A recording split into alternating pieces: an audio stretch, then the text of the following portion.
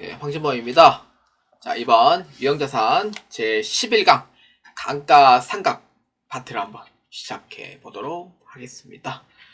자, 어느덧 이제 절반이 이제 지나가고 이제 11강이 되었습니다.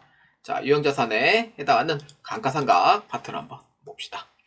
감가상각은요, 언제 하냐면은 12월 31일에 진행합니다. 이렇게 돼요. 그러면은 유형자산을 취득하고 이제 사용하다 보면 가치가 떨어져요. 내려가게 된다. 그래서 합리적인 상각 방법을 이용해서 감가상각비로 처리를 합니다.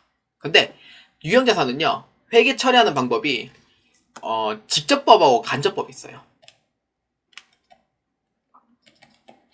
그런데 유형자산은요, 여기 밑에 적혀 있어요. 간접법으로 이용함으로 대변에 감가상각 누계액으로 처리합니다. 그러니까 직접법 못 써요. 간접법만 가능해요. 그래서 상각 기간이 끝날 때는요, 1,000원을 남기고 상각을 종료시켜 버립니다. 선생님 궁금한 게 있어요. 1,000원은 왜 남기는 거죠? 라고 생각했었잖아요. 만약에 유형자산이 0원이 돼버리면은요, 그 자산이 존재하지 않는 걸로 오해를 받아요. 그래서 이걸 할 때 1,000원을 남겨놓는 겁니다. 마지막 최후에 1,000원을 남겨놓고 현재 지금 매각을 안 했으니 이 자산이 존재한다 라는 걸 재무제표에 보여주기 위함도 있다라고 보시면 됩니다. 그래서 감가상각 방법은 체계적이고 합리적인 배분으로 해서 상각을 하고요. 그래서 감가상각 방법의 대표적인 세 가지 어떤 거 있냐? 정해법, 정률법, 생산량 비례법 세 가지 대표적인 예가 있습니다. 그래서 전산회계에 보면은 뭐 연수학계법이라고 나와 있는데 한국에선 연수학계법 안 쓰거든요. 그리고 전산회계 자격증 시험에서도 안 나온 지 꽤 됐고, 그리고 회계관리에서도 이 문제는 안 나옵니다. 그래서 이 부분을 안 넣었어요. 그렇기 때문에 그래서 이 정해법과 정률법 위주로만 한번 설명을 하도록 하겠습니다. 자, 정해법입니다. 정해법은요, 말 그대로 정액이에요. 그렇기 때문에 감가상각 방법 중에 상각 금액이 매년 일정한 방법이에요. 그러니까 연도가 지나도 상각 금액이 이렇게 유르르르 해서 딱 일정한 방법. 이게 바로 감가상각에 해당하는 정해법에 해당하는 방법이에요. 그래서 실무에서는 주로 이제 건물하고 차량 운반구에 쓰는데, 건물은 움직이지 않으니까 이해는 했는데 차량 운반구는 왜 이게 정해법이지? 라고 생각할 수도 있는데, 차량 운반구는요, 이놈의 세법 적용 때문에 그렇습니다. 법인세법에서 차량 운반구는 정해법 상각을 쓰도록 되어 있거든요. 그렇게 해서 정해져 있다 보니 어쩔 수 없이 세법에 따라 따라가기 때문에 어쩔 수 없이 이렇게 하고 있는 거예요. 원래 정해법 써도 돼요. 그래서 차량 운반구는 그렇기 때문에 정해법은 주로 이 두 가지에서 대표적으로 쓴다, 이렇게 보아주시면 됩니다. 그렇기 때문에 정해법은 산식은 다음과 같습니다. 그래서 정해법은 취득 원가에서 내가 상각했을 때 이제 가치를 빼고, 잔존 가치 빼고, 그래서 내용 연수만큼 나눠주시면 돼요. 그래서 예를 들어서 건물 취득 금액이 1,000만원에다가 잔존 가치가 없는 경우, 내용 연수 10년이다 라고 하면은 1,000만원에서 10년 해가지고 100만원씩 일정 금액만큼 10년 동안 상각을 한다, 이렇게 보아주시면 됩니다. 이게 바로 정해법에 해당하는 방법입니다. 자, 그 다음 정률법입니다. 정률법은 감가상각이 어떻게 되냐면은 초기에는 비용이 커요. 비용이 크면서 시간이 지날수록 비용이 적게 되는 특징이 있는 게 정률법이에요. 그래서 주로 이제 사용을 하다 보면은 주로 이제 움직이는 그 자산 있잖아요. 그래서 어떨 때는 많이 쓰고 어떨 때는 뭐 적게 쓰고 오래 쓰다 보면 막 고장나고 막 그러잖아요. 그러한 위주로 봤을 때 정률법을 많이 쓴다 생각하시면 돼요. 주로 뭐 기계장치, 그 다음 비품, 이런 게 이제 대표적인 특징이다, 이렇게 보면 돼요. 그래서 정해법과 비교를 하면은 초기에는 정률법의 비용이 커요. 근데 후기로 가면 갈수록 정률법 비용이 좀 적어지는 특징이 있습니다. 그래서 정률법은요, 초기에는 비용을 크게 적용을 하되 후기에서 비용을 적게 계산하는 방법이에요. 그래서 이게 정률법의 특징이다. 이렇게 보면 돼요. 그래서 산식은 정률법은 취득 원가에서 감가상각 누계액을 빼줍니다. 빼고 정률만큼 계산을 해주는 거예요. 이때 정률은 산식은 이렇게 해서 적용을 해주면 돼요. 그래서 정률은요, 전산회계에서는 정률이 딱 이제 고정자산, 산식은 취득 원가에서 감가상각 누계액을 빼요. 그 다음에 거기에서 정률만큼 곱해줍니다. 근데 이때 정률은 단종가치에서 내용연수만큼 이렇게 계산하는 건데, 사실 이거는 공학용 계산기가 아니면은 계산을 못해요. 그래서 수기 계산은 불가해요. 수기는 불가이기 때문에, 그래서 프로그램을 이용을 하면은 고정자산 등록에 보시면은 거기 이제 정률이 나오거든요. 그래서 그걸 보고 작성을 하도록 돼 있습니다. 자, 그래서 이때 이 잔존가치는요, 그 취득 원가의 5%만큼 무조건 남겨놔야지 정률이 나와요. 근데 만약에 잔존가치가 0이라고 하면은 정률도 0%이기 때문에, 그래서 정률법은요, 무조건 취득 원가의 5% 정도는 상각이 끝날 때 금액이 남게 돼 있어요. 그렇기 때문에 자, 한번 오른쪽 내용을 한번 볼까요? 자, 기계장치의 취득 금액이 1000만원이에요. 정률은 45%, 내역연수는 5년이에요. 자, 그러면은 초기에는 비용이 크다고 했었고 가면 갈수록 금액이 작아진다고 했었어요. 그렇기 때문에 연도가 지날수록 금액이 내려갑니다. 어떻게? 1차는 45%만큼 정률이 딱 돼 있으면은 처음에는 취득금액 1000만원에 감가상각 누계액은 없어요. 그래서 1000만원만큼 45% 그대로 다 받습니다. 그래서 처음에 450만원만큼의 비용이 생기고, 그 다음에 두 번째는 취득원가에서 1차 때 감가상각 누계액 450만원 빼면은 거기에서 247만 5천원만큼 비용이 내려갑니다. 그래서 초기에는 비용이 크죠. 비용이 크면서 점점 가면 갈수록 어떻게 돼요? 비용이 작아지죠. 그래서 정률법의 특징 이렇게 볼 수 있죠. 그 다음에 3차는 취득금액 1000만원에 감가상각 누계액을 두 개 다 합쳐서 697만 5천원 이렇게 돼요. 그래서 136만 1250원이 되고, 그 다음에 4차는 상각 누계액이 다 더해서 833만 6250원 남아요. 그래서 정률만큼 하면은 74만 8688원만큼 계산이 되고, 그 다음에 마지막 5차죠. 5차일 때는 이제 900만원만큼 상각 누계액 빼면은 41만 2788원만큼 상각이 돼요. 그러면은 정률법은요, 아까 얘기했듯이 잔존가치를 취득금액의 5%만큼 남겨놔요. 그렇기 때문에 마지막 상각기간이 끝나면은 취득금액의 5%만큼만 유사하게 남아요. 남기 때문에, 그래서 마지막 상각할 때는 어떻게 하냐면은 마지막 상각시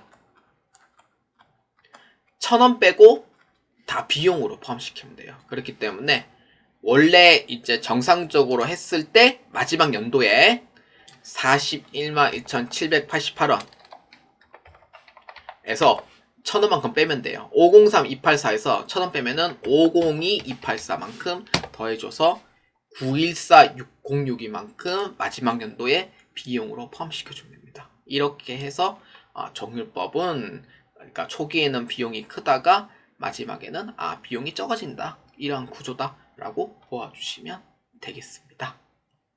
자, 그 다음에 마지막은 이제 생산량 비례법입니다. 생산량 비례법은 주로 강산업에 많이 사용이 되고요. 그래서 실무에서는 강산업이 아니면 쓰이진 않아요. 그렇기 때문에 문제에도 나오지도 않고 주로 이제 뭐 이론적으로 나오지도 않은 부분도 꽤 됐고, 이러다 보니까 그래서 이제 채굴한 만큼만 비용으로 처리하는 방법이다 라는 정도만 이렇게 알아두시면 되겠습니다. 자, 그 다음에 유형자산 마지막 파트 이제 처분입니다. 우리는 기계장치를 샀으면은 기계장치를 유지하고 12월 말자에 가치가 내려감으로써 마지막에 이제 너무 오래 쓰다 보면은 이제는 아예 못 쓰는 경우가 있어요. 그래서 이제 처분을 해야 될 때가 옵니다. 그렇기 때문에 처분은 이렇게 이제 보면 돼요. 유형자산의 처분은 생애 주기의 마지막에 해당이 됩니다. 그렇기 때문에 기기장치는 처분 시 고처리되어서 다른 곳으로 이제 태어날 거예요. 그래서 차량은 처분 시 중고차로 넘어가든지 수출, 폐차하게 되는 경우가 있고, 그래서 유형자산에 처분한 것은 내 재산에서 떠난 걸로 보기 때문에 대변으로 처리합니다. 그러니까 유형자산의 매각은 내 유형자산의 인생의 이제 마지막에 생각하면 돼요. 그래서 대변을 처리하고, 만약에 대금을 못 받았으면 미수금 차변으로 처리를 합니다. 그래서 차임만큼 발생 시 마지막에 유형자산 처분 손익으로 처리한다, 이렇게 보면 되고, 마지막 쌓여있는 감가상각 누계액도 모든 잔액을 0으로 해서 처리해 주시면 됩니다. 그렇기 때문에 이 문제를 보시면서 한번 설명해 보도록 하겠습니다. 이 문제는요, 그 매도가는 증권 처분하는 것처럼 이 문제도 분기의 순서대로 이렇게 처리하는 방식으로 할 수밖에 없습니다. 그래서 예제를 보면은 영업 목적으로 사용한 차량이 더 이상 사용하기 어렵다고 판단하여 결국 처분하기로 결정을 했고요. 대금은 20일 후에 받기로 하였으며 관련 자료를 보아 회계 처리를 합니다. 그래서 차량 운반구의 취득금액 2,300만원, 감가상각 누계액 2,100만원이에요. 그래서 이 부분을 이제 어떻게 처리하면은 내 재산이 이제 내려가죠. 처분했으니까. 그래서 대변으로 처리하고요. 감가상각 누계액은 모든 잔액을 0으로 바꿔줘야 돼요. 그래서 대변에 있던 게 차변으로 처리를 합니다. 그래서 이게 첫 번째예요. 두 번째는 돈 받는 금액을 이제 처분합니다. 그래서 돈을 못 받았으니까 미수금으로 처리를 하고. 근데 외상매출금 처리하면 안 돼요. 외상매출금은 상품하고 제품을 판매했을 때만 외상매출금, 그 외 나머지는 미수금으로 처리하셔야 하는 거, 그러니까 헷갈리지 마시고요. 그래서 처분했는 과정에서 지금 100만원이 대변이 비죠. 그렇기 때문에 마지막에 유형자산 처분했을 때 손실이면 차변, 이익이면 대변으로 처리해 주시면 됩니다. 그래서 이 분기에 대한 순서를 꼭 잘 기억해 주시길 바랍니다. 자, 그래서 유형자산 처분할 때 이 순서로 기입한다는 거 꼭 한 번씩 꼭 읽어보시길 바라고요.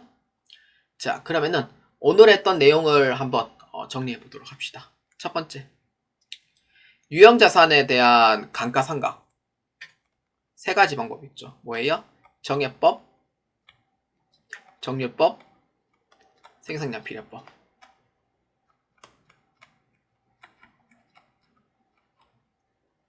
정률법은 상각금액이 일정하다 했었어요. 그래서 그래프를 그렸을 때 상각금액이 일정하다라고 했었고, 정률법은 초기에는 비용이 크다가 후기는 비용이 작아지는 특징이 있어요. 그렇기 때문에 이런 형식으로 그래프가 되죠. 그래서 이제 상각을 하는 산식은, 정예법은 취득 원가에서 잔존가치를 빼고 거기에 내용연수만큼 나누어서 일정 금액 상각시켜주면 되겠고요. 그 다음에 정률법은 산식이 어떻게 되냐면은 이제 취득 원가에서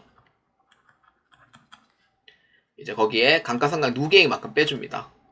거기에서 곱하기 정률만큼 해가지고 계산을 해주시면 됩니다. 자, 이렇게 해서 계산해주면 돼요. 그래서 이제 요 아까 배웠죠. 이분 부분이고, 그럼 두 번째 처분. 처분할 때는 내 재산에서 내려가는 거잖아요. 그래서 대변으로 처리하고 그거에 따른 감가상각 누계액도 존재할 거예요. 그래서 이 부분을 반대로 해가지고 차변으로 처리한다, 이렇게 보면 돼요. 그래서 이제 나머지 금액, 돈 받는 금액, 돈 받았으면 모통예금이고 못 받았으면은 미수금 처리하면 되고, 그래서 이제 미수금 돈 못 받았을 때 차변으로 처리하면 되고, 그 나머지 차익만큼 유형자산 처분을 했는데 손실인 경우에는 차변, 이익인 경우에는 대변으로 해가지고 처리해주면 된다. 이렇게 해서 정리해 주시면 되겠습니다. 자, 유형자산 파트는 여기까지 진행을 하도록 하겠습니다. 그래서 유형자산 파트는 2개의 파트를 나눴는데 의외로 시간이 좀 짧네요. 네, 다른 강의에 비해서. 그래서 이렇게 또 짧은 또 기간이 또 있어야 되겠죠. 그래서 여러분들이 유형자산을 보면서 이제 4가지를 핵심으로 한번 기억해 주세요. 첫 번째, 이제 취득했을 때 대한 회계 처리. 두 번째는 이제 수선, 유지 비용에 대한 회계 처리. 그러니까 자본적 지출, 수익적 지출. 그 다음에 세 번째는 이제 감가상각 12월 31일자. 자세한 거는 결산 때 또 설명할 겁니다. 그다음 마지막 네 번째는 이제 마지막 오래 써서 이제 결국에는 없애버려야 되는 처분의 관계. 이런 순서대로 한번 복습해 보시면은 매우 좋다고 생각합니다.